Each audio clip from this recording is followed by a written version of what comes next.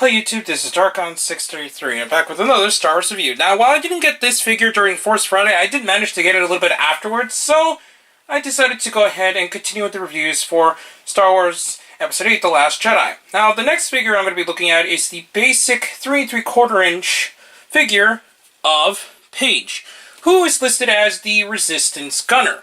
Now, this is actually a kind of interesting figure since it actually has some pretty good tooling in the overall pilot suit design, and it actually has some more details than some of the older Star Wars figures we've gotten ever since Force Awakens.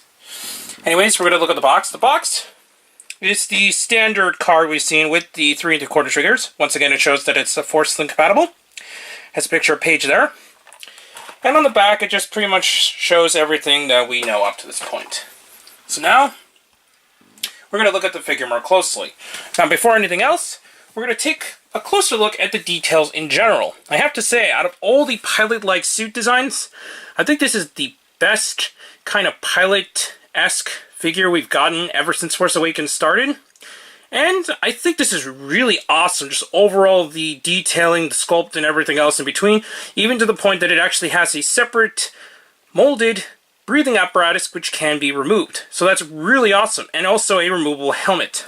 Another thing to note is that it no longer features that banana visor we've seen during the Force Awakens storyline, so Hasbro has definitely upped their game in the overall sculpting and design of the 5 points of articulation style figures.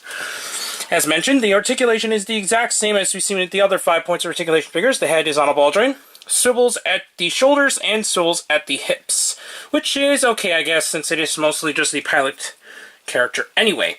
She does include a blaster, which pretty much is, for what I can tell, reminiscent of the other pilot-styled figures we've gotten. So that's pretty cool. The breathing apparatus, as mentioned earlier, can be removed, although it's a little bit of a pain to actually put on, which is unfortunate. And underneath, we do have a fully sculpted head, along with the pilot kind of hood cap underneath. So that's really cool that we actually have it fully detailed and molded all around. So that pretty much covers this figure on its own, but we will now be comparing it with some of the other pilot-style figures we've gotten for some time now. And here's Paige next to several of the other pilot-style figures we've gotten in the Force Awakens line.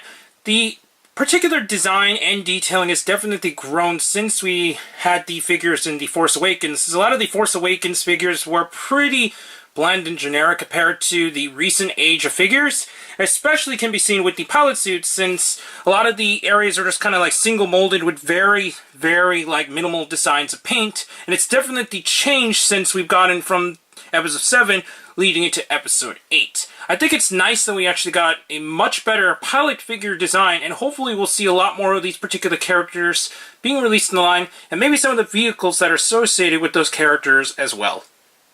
In conclusion, it's nice that we actually got another female pilot in the line, or just another background character in general. It's nice to see a variety in the line, especially when it comes to building Rebel or Resistance style displays, or just collections in general. So it's nice that we actually got another character from the Star Wars Episode VIII Last Jedi line, as well for collection purposes and so on and so forth.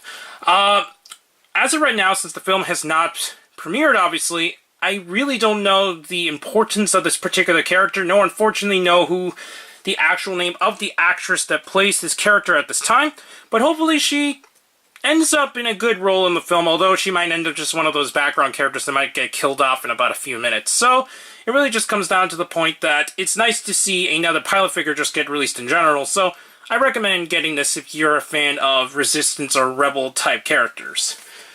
Anyways, I actually got this at Amazon since I was not able to actually find it in store this time around during Force Friday, so your best bet is to probably just check stores around, since it seems like most stores will maybe be able to get more stock, at least within the next couple of months. Anyways, please comment, subscribe, and check out Hero Club and Hirotaku. Please check down the other channels down below, and don't forget to check me on Twitter at Darkon633. Please check the little bell at the bottom of the screen in order to see my content go up as soon as possible. I have more Star Wars reviews, but for now, I'll be seeing you later, YouTube. Bye.